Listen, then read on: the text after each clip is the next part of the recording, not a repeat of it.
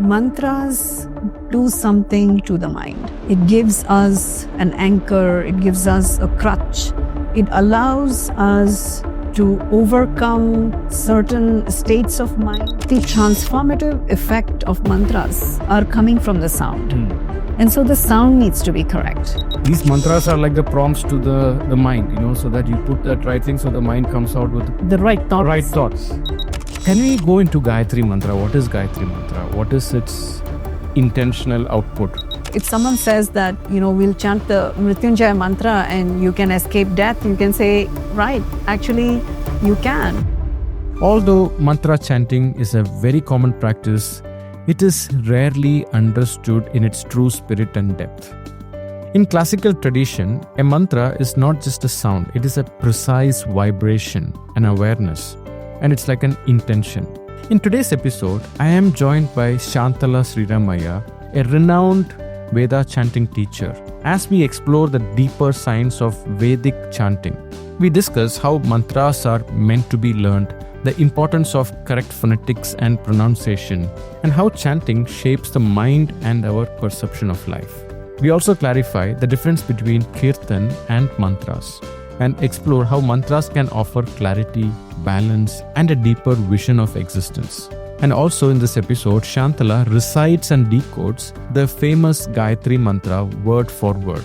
And she also explains the deeper meaning of Mrityunjaya Mantra.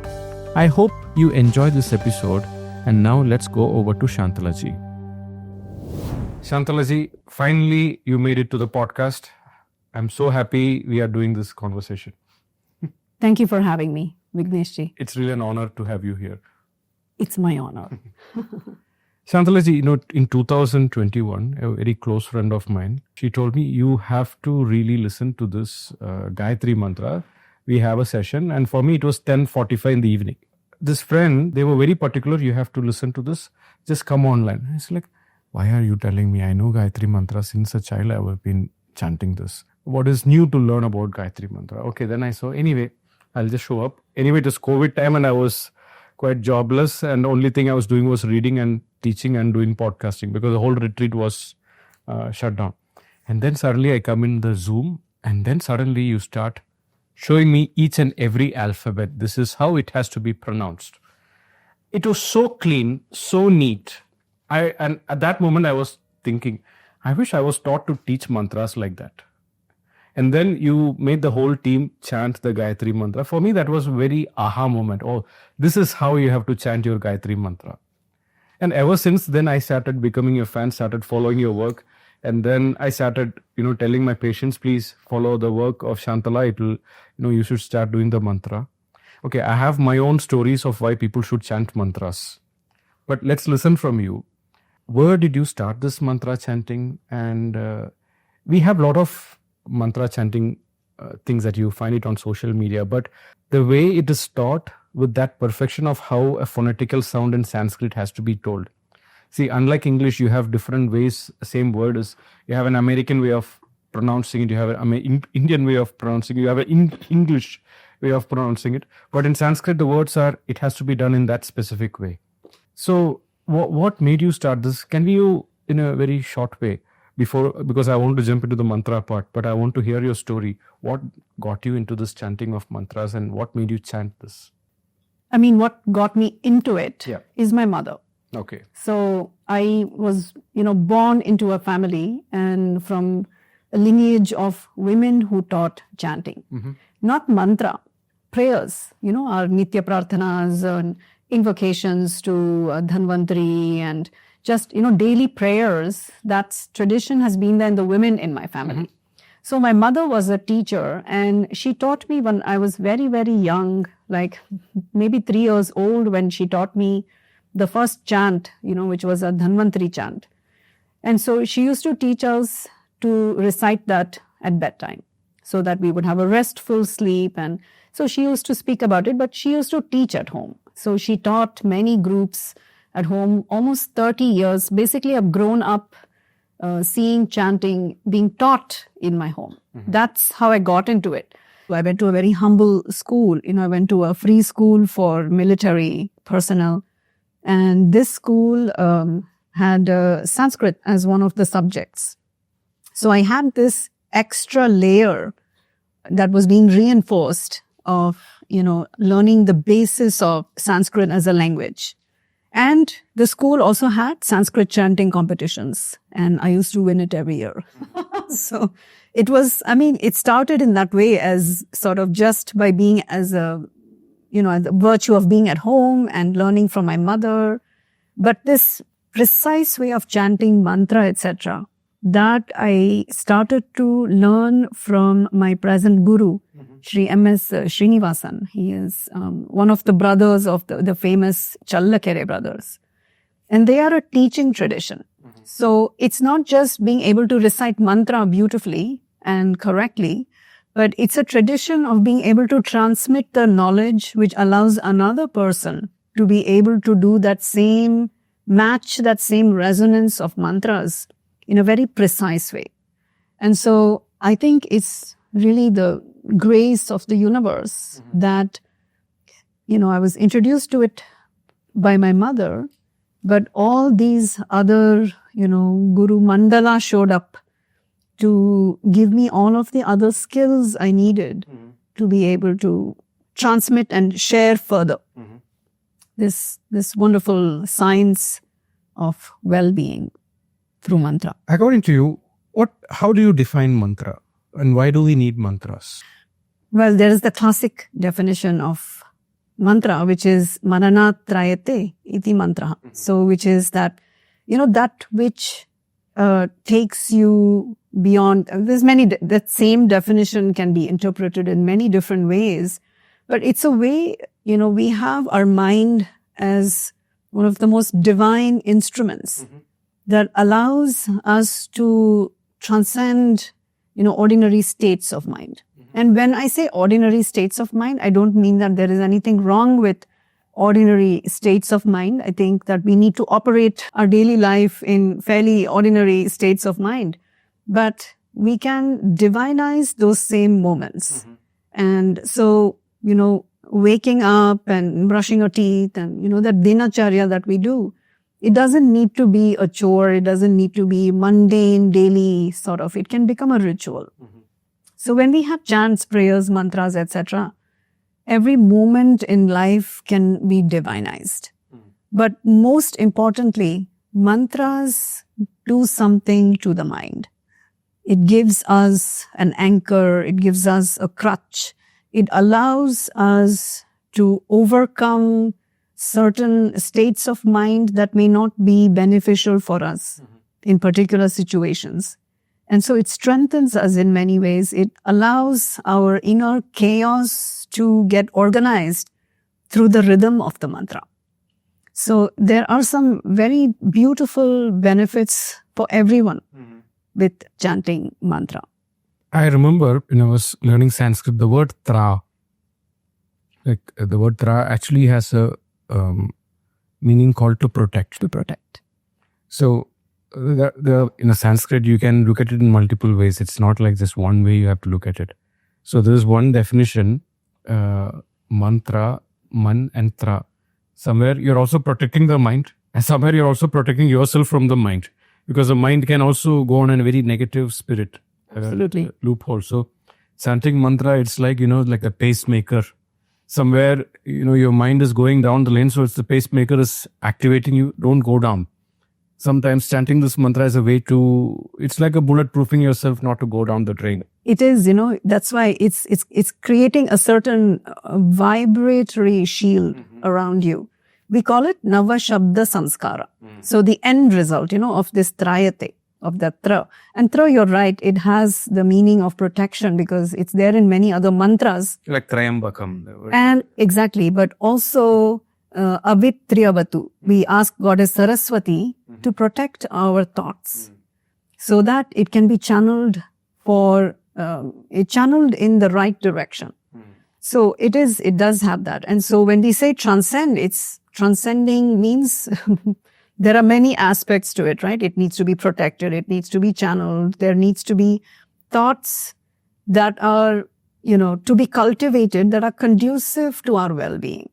And so protections of all manner in that sense. But we have also a whole genre of mantras that are specifically for protection. And so we call them kavachams. And so there are entire, whole genres where it is like you are wearing a bulletproof vest. Like a shield. Like a shield. You're wearing armor around your most vulnerable organs. And so the recitation of the mantra does that for you. So this Navashabda Samskara, which is what, the wise say is the end result of chanting mantra, is that we are basically, we carry our thoughts are also in the Vedic tradition. Thoughts are also sound. So they're not manifest, like they're not out loud manifest, but the thought, that language element to it has a vibratory effect. Absolutely. Yeah. And so the thoughts, and that's what we say, right? When we meet somebody, we say, he has this really nice vibe and we really vibe and all of that. It means that our vibrations are matching. It means that we are similar minded. So people know this. We know this. We know what somebody's thinking generally. Whether or not we can say it out loud, we have an intuitive understanding of somebody's sort of thought process. And so these thoughts have a vibration and we have this, so we are a sound body in that sense. And when we chant mantra, we are creating a new sort of pattern of that sound. So Nava Shabda Samskara is a new sound pattern. So there's a new vibration about us, which is helpful, beneficial, helps you think clearly, helps you remember things that are important and move forward in life in the right direction. Like you were saying, even the thoughts have a vibration. And there is a sound inside, like we say, I'm having a lot of noise inside my head. Sometimes it can be a beautiful music. Sometimes it can be a loud noise that I can't bear my own head. Many patients, they come and say, I'm too much in my head right now because the noise is too much. And we have this disease when people, when they go through a very stressful period and when they are going through if this body is going through some deficiency, they have this condition called tinnitus. Where they hear the ringing in the ears. Yeah. And usually that happens when, in Ayurveda, we call it when the vata goes up and they're sleep deprived or when they're going through a very terrible, stressful period. And then the body is having some deficiencies. This can manifest as tinnitus. And that's just one part. The point that I'm trying to say is there is an inner noise and an inner voice and an inner guidance that we understand. And I look at it like it's an external CPR that we are doing so that it is giving you an anchor somewhere when you chant these mantras, or it is like the prompts. Today you open up social media, it talks about learn how to use prompts for your AI. And these mantras are like the prompts to the mind, so that you put that right thing so the mind comes out with the right thoughts. Right thoughts. It's like giving you that clarity, what is happening. And that's one way to look at it, because people don't know what, like they say, if you don't know how to prompt, you're not using your AI in the right way. Same way. So if you don't ask the right questions to your mind. And when I look at some of the meanings of these mantras, it is so powerful. And we love to see things in images and stories. And these mantras have those kind of connotations. So when people are able to chant these mantras by knowing the message and the meaning, it just is a great way to keep your mind anchored in something which is giving you stability. This is one way I look at it. It is one of the functions of the mantra is to give you a vision you might not have otherwise had. And so it plants something, plants a seed, it plants a thought, it plants a way to be. And so it's also inspiring. There's so many different functions that just the mantra performs just by reciting the mantra and then enjoying it, of course. Like they say, it all starts with a thought. And then that thought can manifest in different ways, actions, words, and decisions. And it will come out in different ways. Indeed.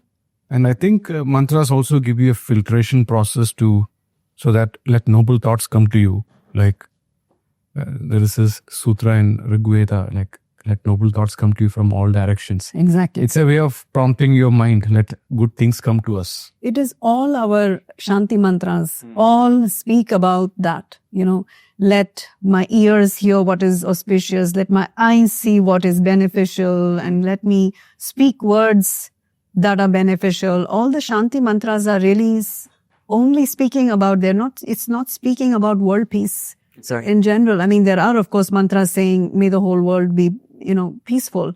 But mainly the mantras from Upanishads, the Shanti mantras are all speaking about our own inner self being a place which is ready to do work in a productive way, whatever work we do, so that we are calm and so that we are collected and so that we have purpose and that we have inspiration, drive, all of that, it's incredible. And so I need my, sense organs and this whole mind-body apparatus to cooperate with this vision that I have, which is the purpose of my life. Without that, it won't work. So we do need some, help to channel all of these different parts of us that need to all invest in my vision for my life. Yeah. So we can actually say mantras, especially some of these intentional mantras like Shanti mantras, and these are like very powerful prompts to your mind, ChatGPT. Absolutely. It's a very trendy comparison. I like it. Shantala, I know you are not a big fan of this question, but I'm asking again so that when people ask you, you can just tell them, please listen to this answer. Like I have so many questions that people ask, I don't like to answer because I'm tired of answering that question. Now, where do you see the difference between, when people ask you what is the difference between a Keertan and a mantra? I mean, it is... Like especially the Vedic mantras, and sometimes they chant Keertans with a lot of music and make some dance. But on the other hand, mantras are it has a very different energy. So how do you say these are two different things, let's not combine and call it the same? Right. I want to hear from your story. Well, one thing I do want to say is that, of course, both practices are beneficial. And, mantras like Veda mantras are perhaps not for everybody because it requires a great deal of understanding, precision. It's a very exacting practice. The way to learn it also is very time consuming, and you have to spend so much time with a teacher. You have to learn some Sanskrit, Vedic Sanskrit, the Vedic phonetic rules, and there are so many 100 different, rules of recitation. And so there is a whole other process of how one approaches and learns Veda mantras. And Kirtan is, at least, it's not a practice I've grown up with, and it's not a practice I see in my world in India. Right? So for me, the practice of Kirtan is certainly a Western Western style practice. It's only something I saw after I moved to Europe. And, or when some Westerns came to India, we also practice it. Lightly. Yeah. What I've seen is, Kirtana in South India, it's a classical music, it's a level in classical music. And also that requires a great deal of training, etc. Oh, yes. So, all of this apart, it's like the black belt of Carnatic music. Yeah, it's the black belt of Carnatic music. You have to, for years you are doing just exercises, these swara exercises you're doing in classical music. And one day you will be allowed to sing a song, a full song in raga. And that is in front of a god and you chant it. Yes, there's a whole... People look up to that type. There's a whole initiation, and your guru has to sign you off that now you're ready for Kirtana. Right? And so I think that the way the West is practicing Kirtan is based on divine names. Taking the names of the divine. And there is a very calming, and it's well established. Even the Veda speaks about the benefits of taking divine names. Names of devatas, names of all the gods, names of Vishnu, names of all the goddesses and gods, etc. But taking just the name, because there is a great emphasis on they say that the name of the Lord is greater than the form. And so, it's a very accessible practice in my view. And so for those who connect with a practice of Kirtan, which is really also about the Sangha, right? You connect with a group, and it's a way in which you practice giving your attention to something divine. And so there is that aspect to it, and it can be done without that much training, etc. You can participate in a group activity. But mantra is something one needs to engage and study, and it has to be, and you have to receive feedback. You have to learn it through the learning process is called adhyayanam in Veda. And it means adhi-ayanam. It is a guided sound journey. The teacher has to guide the student in how to recite the mantra. So it is not just call and response like Kirtan. There's a little bit more between call and response. There is alignment happening. The teacher gives feedback, correction. You missed a swara. You missed this visarga turning to upper sound. You missed the anuswara changing to a different nasal sound. So there's a lot of technicality there. And it's not in vain, right? It is, mantras are, they were visions, based on visions of the rishis. And when we recite mantra, we want to replicate that same vision, right? So we want to replicate that vision. And what Swami Dayananda Saraswati from Ashavidya, what he says is, with mantras, you always want to recite the rishi-born mantras. Without that form, it is no longer the rishi-born mantra. It is something else. So we have to follow swara, matra, balam, sama, santana, etc. Swara, this is 6 different categories of rules. They have to be followed. That methodology has to be there. And so in that rigor and in that framework, it is the practice of mantra. Without that, it is not mantra practice. It is something else. And so Kirtan doesn't have this type of framework, rigor. And so it's much more free, and it's much more available and accessible. And so I suppose these are the main differences. While both have their benefits, mantra practice needs investment. Kirtan is more, there is we all love music. We all love to sing. We all love the different scales of music that comes. So we would like to say that Kirtan is somewhere, there is a part where we are using the musical abilities to connect with God, or different faith, or different names of gods.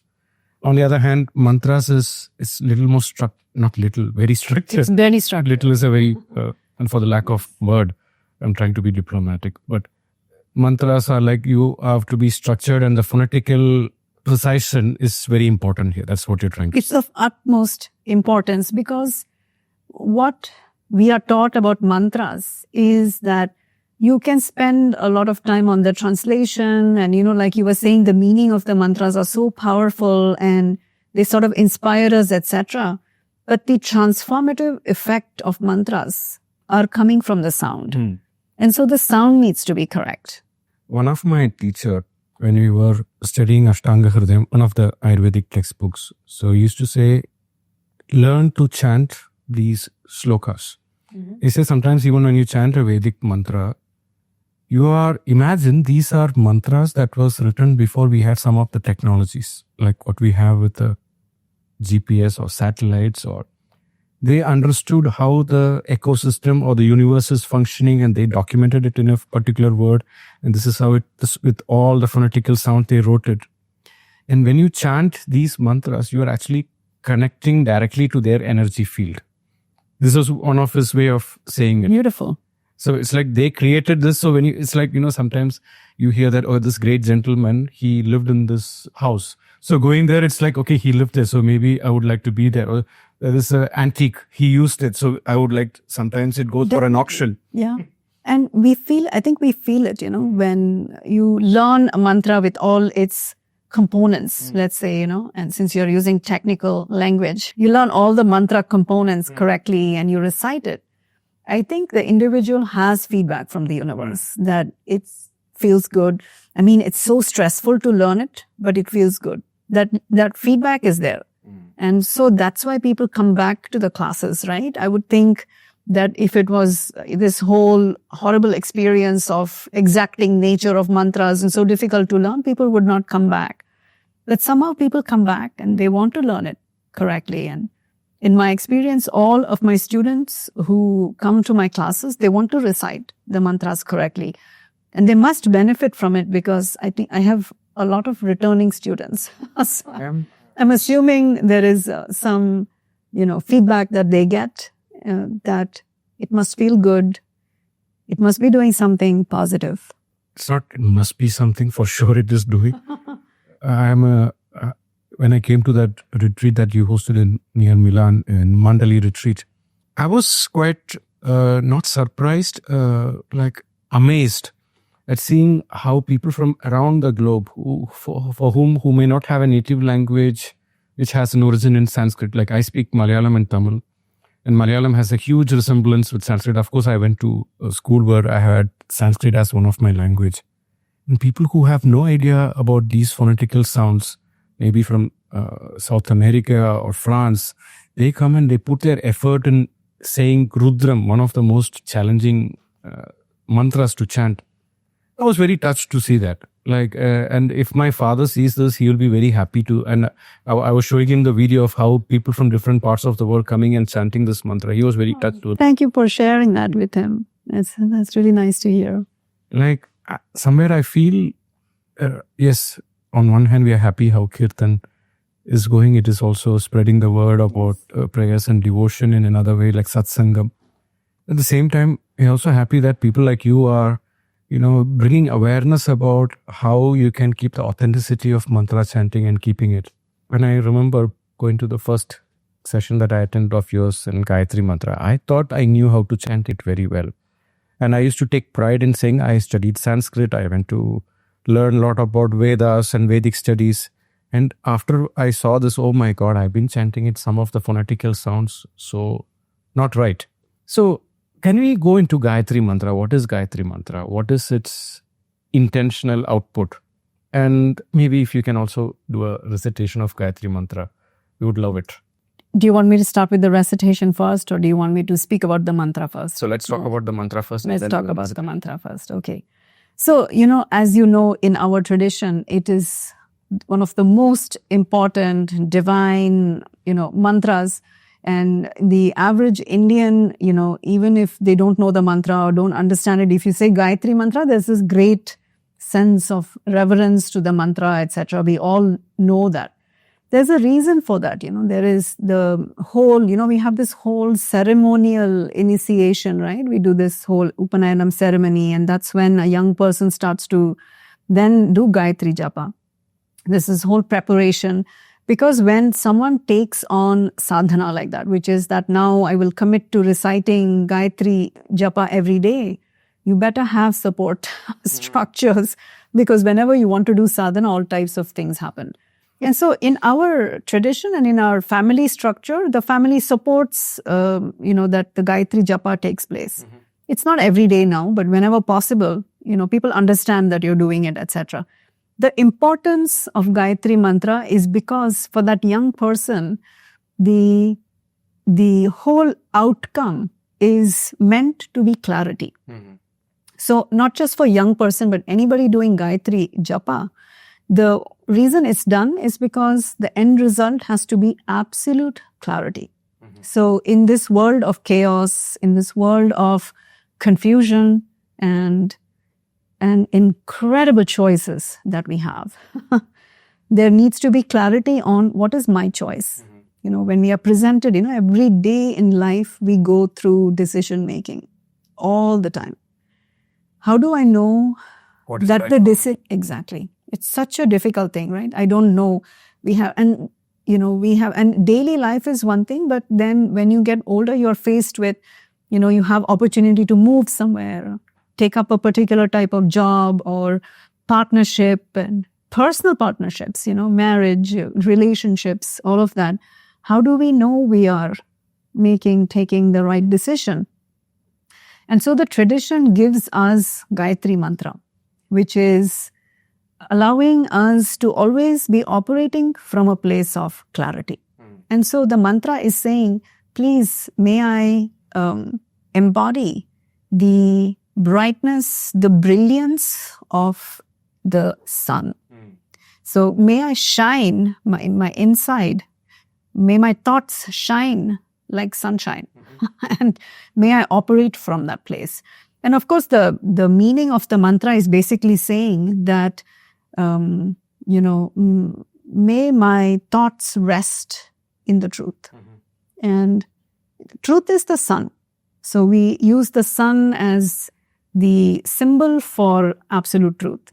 And so we are saying, let my thoughts rest in the truth and let that truth inform my choices in life.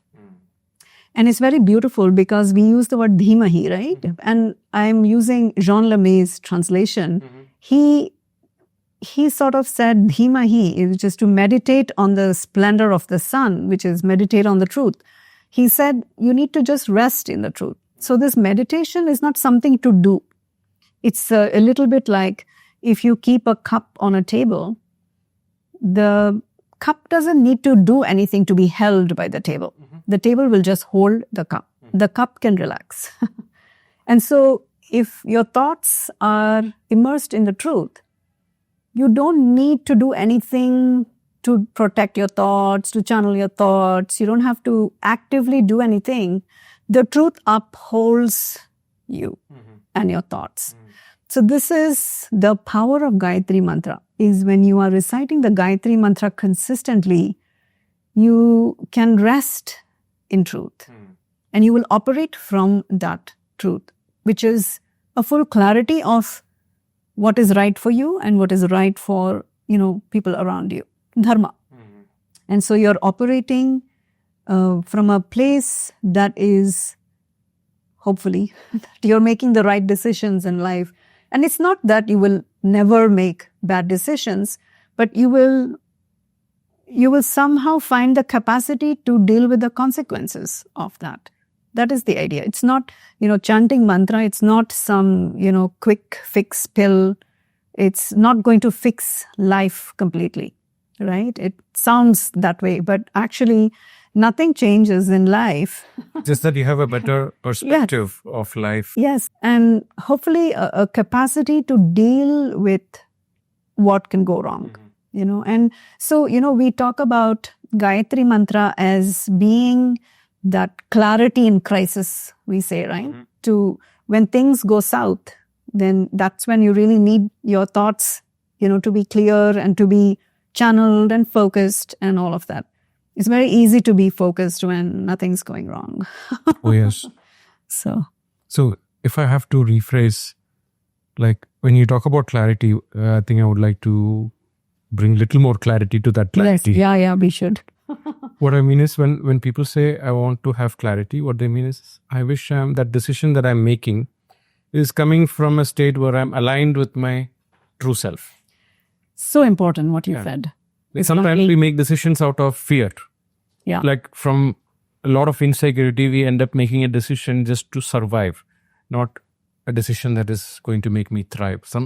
Yes. Can I put it that way? Also, yeah, absolutely. But, you said something really important. You said that, may I make decisions that is aligned with who I really am. And actually this, who am I really? It's very important for all of us to really know ourselves. And I think that's very important to our well-being. So there's many levels as well to that. And so I'm not speaking about, a Vedantic sense of who am I, all of that, which is, ultimately it's very important also. But, you and I, we are, grihasthas. I don't wake up every day saying I want moksha.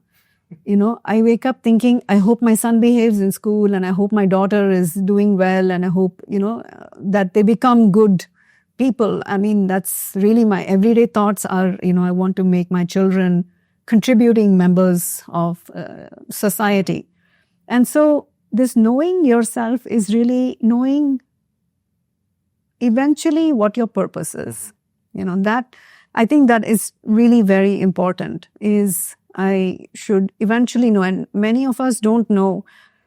And it can be a place that causes confusion because I know my job, I enjoy my job, and I'm speaking from experience because I worked in a corporate job for 20 years. And I really enjoyed the work, and I had brilliant colleagues, and it was, the paycheck wasn't bad. I had amazing opportunities to travel and work and meet brilliant people, do really good work and very good teams, all of that. But I always knew that that was not my purpose. And so there was this, sense of incompleteness, unhappiness, that where is this going? Like, what will I be doing with this? And so I think that knowing yourself, it's very, very important. And once that has been established, there is a new sense of decision making, everything. It comes from a place of alignment. It comes from a place that is more easy. Yeah. Because okay, that's a definite no for me. You don't waste your time. Should I do this? Should I? No. Exactly. This is what, my guru once told me, and it sounds like bad news, right? He told me, like, for us, we have no choices in life, he said. And it sounds like such a bad thing, right? There's no choice means something very negative. But actually what he meant was they don't even see options of how to move forward in life. It's always very clear. This is what we do and this is what we stand for.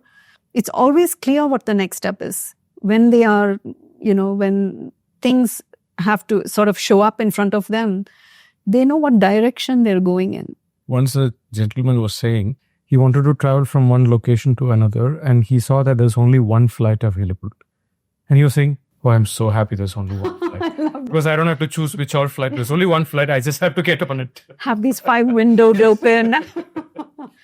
Yeah, exactly. It's like in the supermarket, the yogurt shelf, there's all these yogurts. And it's like, which one am I going to choose?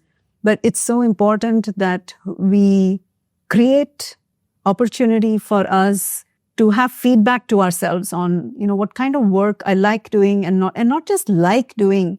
There's a lot of my job that I don't like. I'm living my purpose, but there's at least 20, 30, sometimes some days it feels like 80% of the work I do is stuff I don't like. But I know it's still my purpose. That's what I mean. So just because someone is unhappy with the work doesn't mean that it's not your purpose. So all of these types of clarity for me is only after really a consistent mantra practice that has been made part of my lifestyle. It's only after that these types of things started to become quite clear. Right? And when my guru told me this thing about how they have no choices in life, it was so inspiring for me. Like, I don't want to be faced with decision making on, should I be doing this event or that event? And should I be, organizing my life in this city or in the other city? And it should just be clear, right? But I mean, my life isn't there, but there's still some difficult decision making to do. I was just going back to one patient who came from one country that was part of the Soviet Union. I think she was in her 70s when she came to see Dharam, and casually she was speaking very good English, and I was asking, so how was it during the Soviet times and the current times, you got liberated? So for sure nobody should go through what they went through during the Soviet times, but she's made a point. But there was one thing that I used to like during the Soviet times.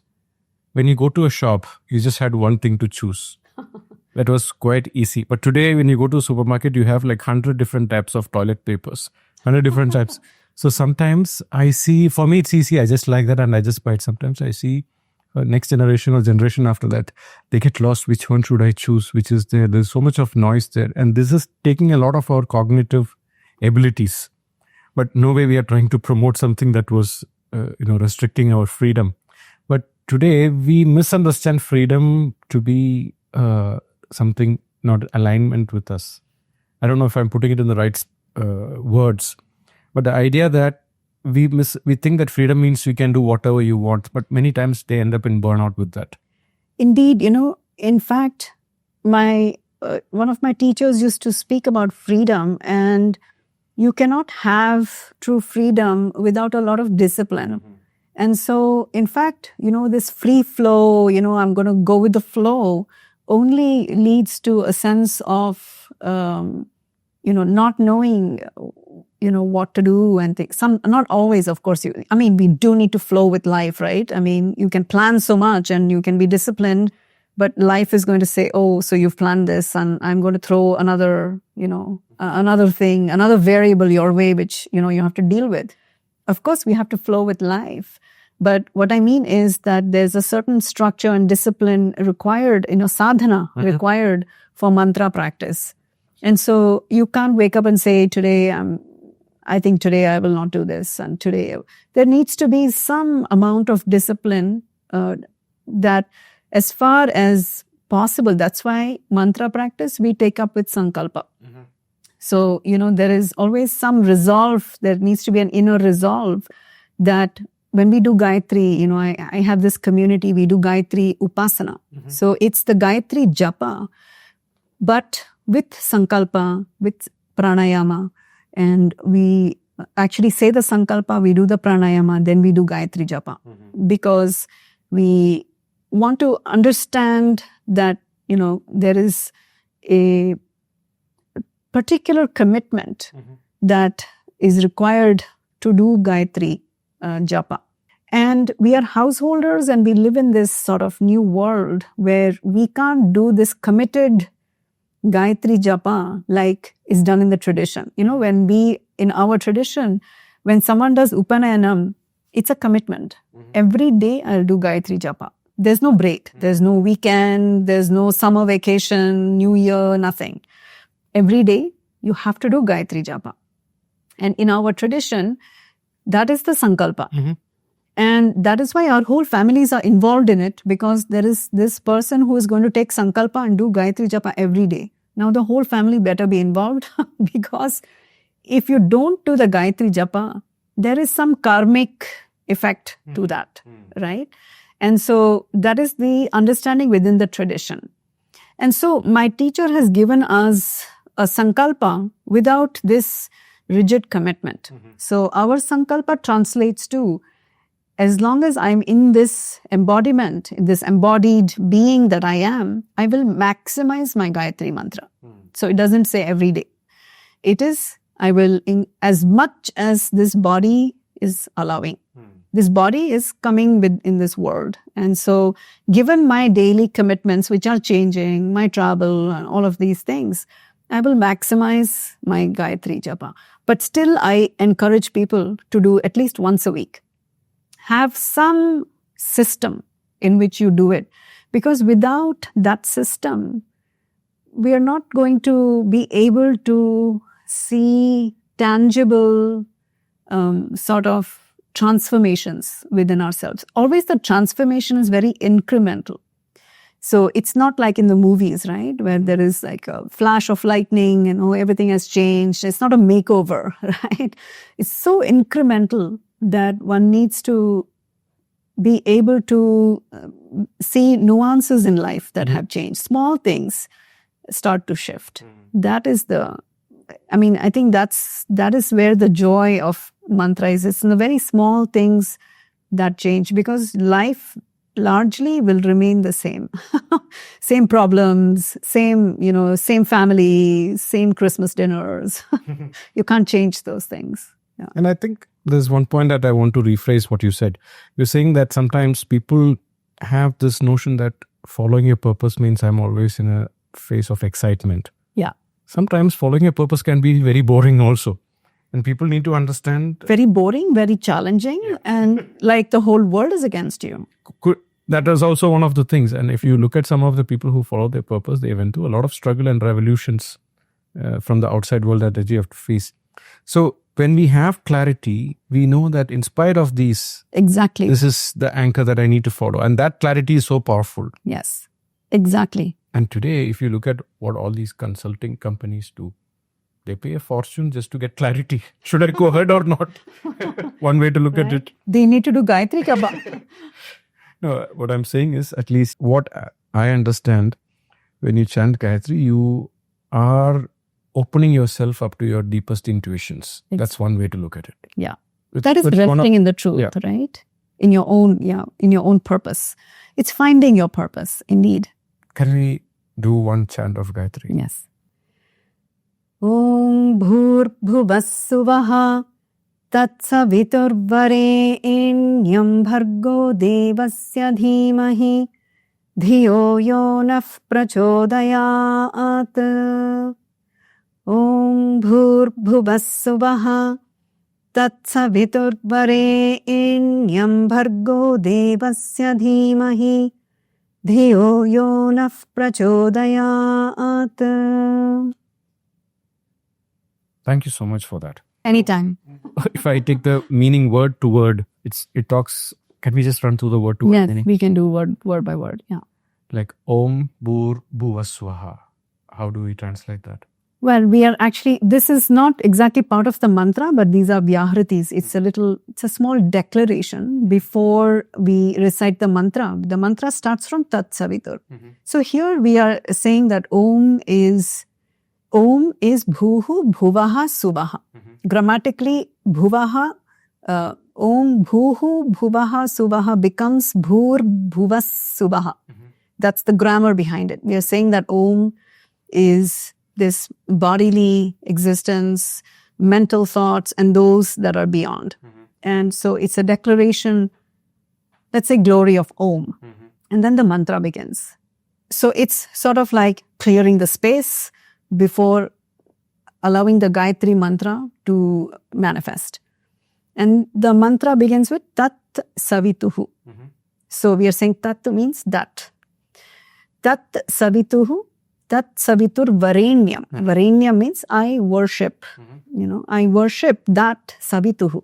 Savituhu is an aspect of Surya, sun.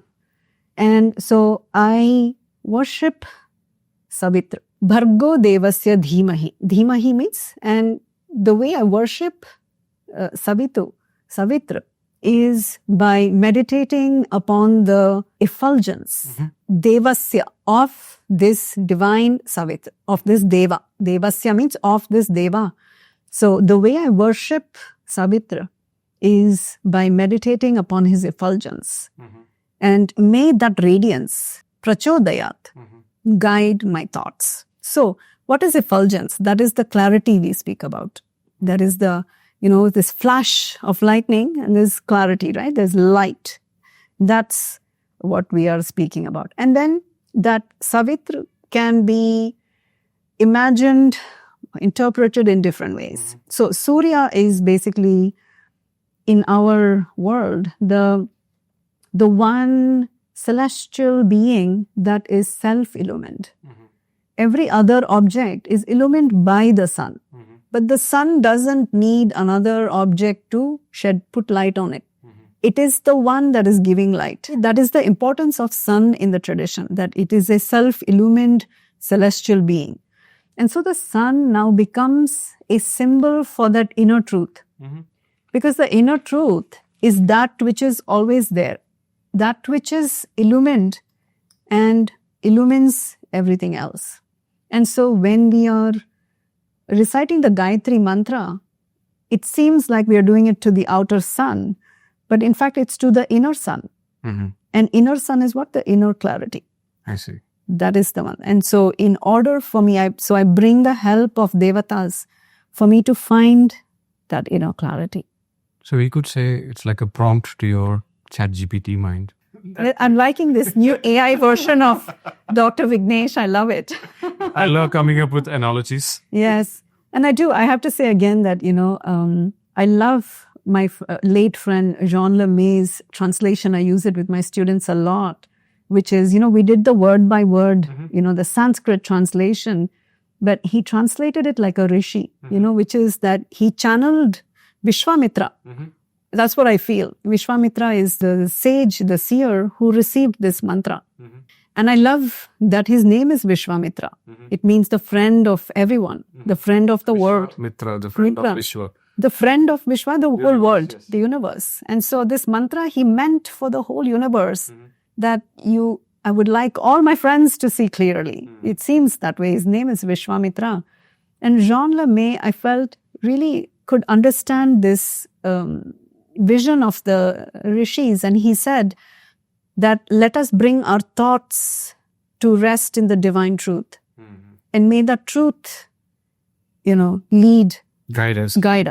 And lead us. Yes. And lead us. And protect us. And same thing, right? Yeah. Leader means that you are taking us to places that are safe. I would like to talk about Mrityunjaya Mantra. Okay. Can you give your, how do you look at Mrityunjaya Mantra? Like sometimes people say chanting Mrityunjaya Mantra is like some of the longevity hacks that we do, don't die and you can live forever. But what exactly is Mrityunjaya Mantra? Is it like it keeps you alive for the rest of your life, or it's just... I sometimes, since we're enjoying this conversation, I want to say that, there are people who say that you can escape death. And I want to partially agree with that.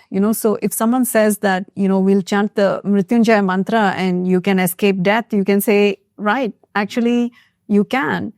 But there's a little caveat. The tradition says that you can, overcome untimely death, perhaps, right? But the death is inevitable, of course, as we all know. Like this is, whatever has a beginning has to have an end. Yes. Because it's within that time and space that's the law continuum. That's the law of nature. If anything starts, it has to end. And so we will all have that, mortal ending to life has to happen. But the tradition says that through prayer, we can, or let me put it this way, we talk about karma as entering this world with a karma blueprint, right? You come to this world with a blueprint. But what the tradition also says is that that blueprint, unlike the blueprint to your home, etc., it's not permanent, right? It's not fixed. And there's parts of that blueprint that you can shift and move, basis your actions in this lifetime. And so if one of those actions, you choose one of those actions to be prayer, the tradition is saying that there is some grace that you will, earn because of the prayer. A snooze button. A snooze button. So the mantra is used in that context, so it's used when you have had perhaps a death-like experience, right? Grave illness, accident, or psychological type death-like incident, very, traumatic incident, or you want to avoid those type of incidents. So all of those situations, the Mrityunjaya Mantra is the prayoga. The tradition says you can use it for all of these types of ailments, which is anxiety, angst, some sort of unhealthy fear of death, right? We're not talking about a healthy fear of death. We never want to lose a healthy fear of death, right? We would be jumping off of buildings or walking into fire and, you take cold plunges though, right? So that's kind of...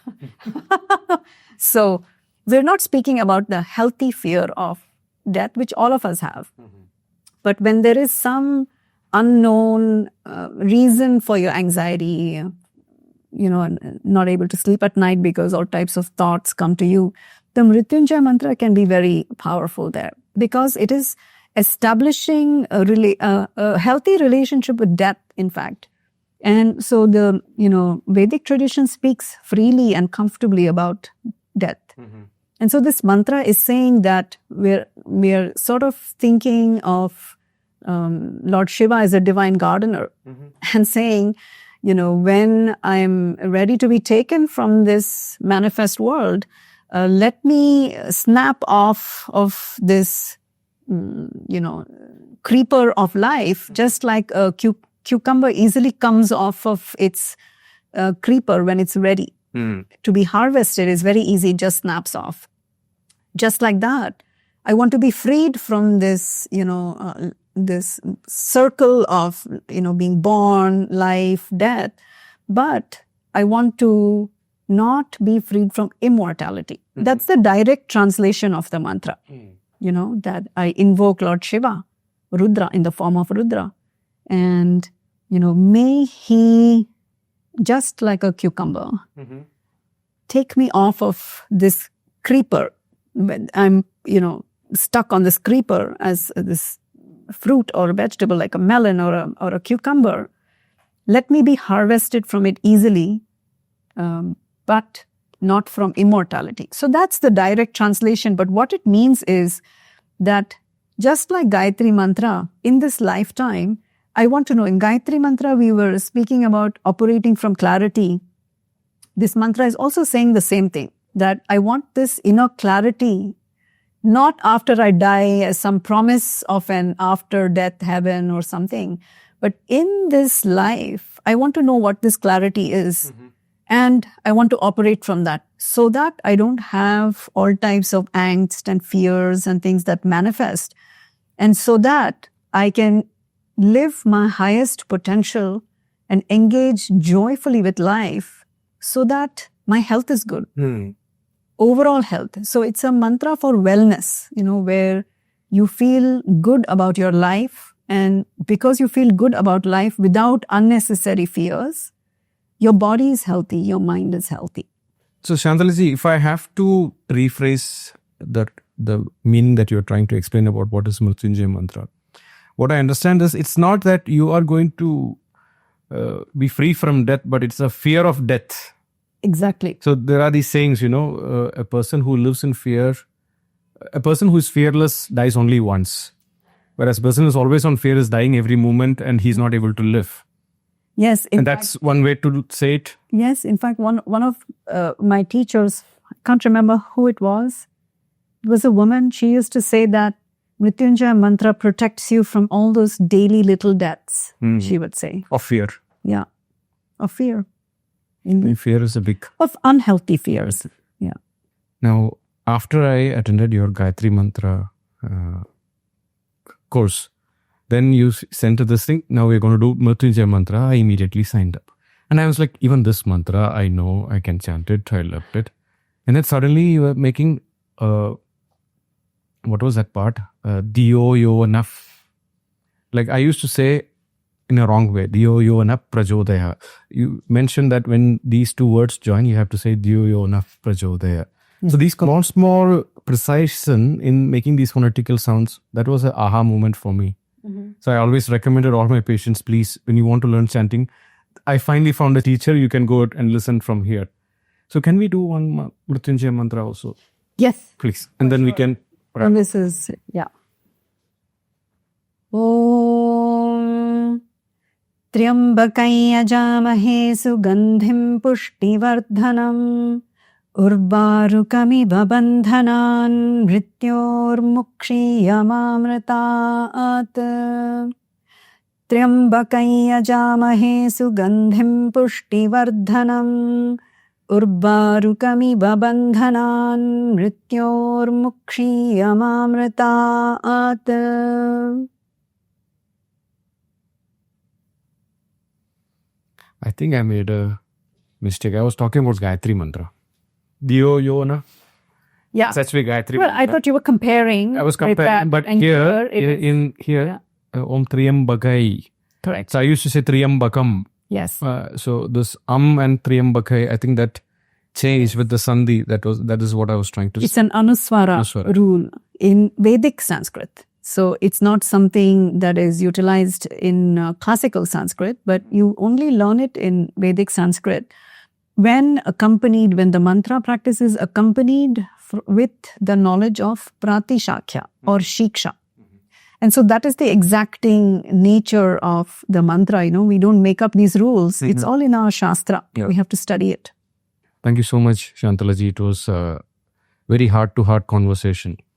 When somebody wants to start learning from you, what is the first thing that they can reach out and how can they start? They need to go to my website and sign up for the free course. Okay. That is the start. I think I'll put that in my show notes. Yeah. And from there, they can go for other courses which are deep and intense. Well, start with the free course, which gives an essential nature of mantra introduction. And then when they feel ready, they should join the foundation course. Okay. That is the place to start. And in between, there's a lot of free events I do. People should come and see, get used to the teaching. And I highly recommend that. even though you do it for free, but I learned so much with some of those. Yeah, there. And what makes, what I found quite profound in the way you teach is, you see, the Sanskrit words, we were taught from teachers, like, this is how you learn it. But now with the advantage of the the technology through Zoom or with the PowerPoint that you can see each words, and you put the transliteration and the English alphabets and also the phonetical sound. This is how it is supposed to sound, not like that. So this analogy helps us to understand, okay, this is how I'm supposed to pronounce this. I think for me, that was a very important part, because that made me realize this is where I was making mistake. This is how I'm supposed to chant. Yes, a lot of people think that you should not be using a text to practice mantra. But in fact, you have to use the text as a grown-up studying, because this no-text method is for children in Gurukulam. But that, ship has sailed. So as in adult learning techniques, we must use visual aid and auditory help, both. And then, of course, I've come up with a method to show the Vedic phonetics in a textual way. So visually, you can see what the changes in sound are, etc. And it's important to do a full, mantra has to be accompanied with mantra instruction. Since we are in this AI tech mode today, so every mantra has to come with its instruction on the phonetics. So without that, you can't learn mantra. Thank you so much again. It was my pleasure. It was really an honor to have you. Yeah.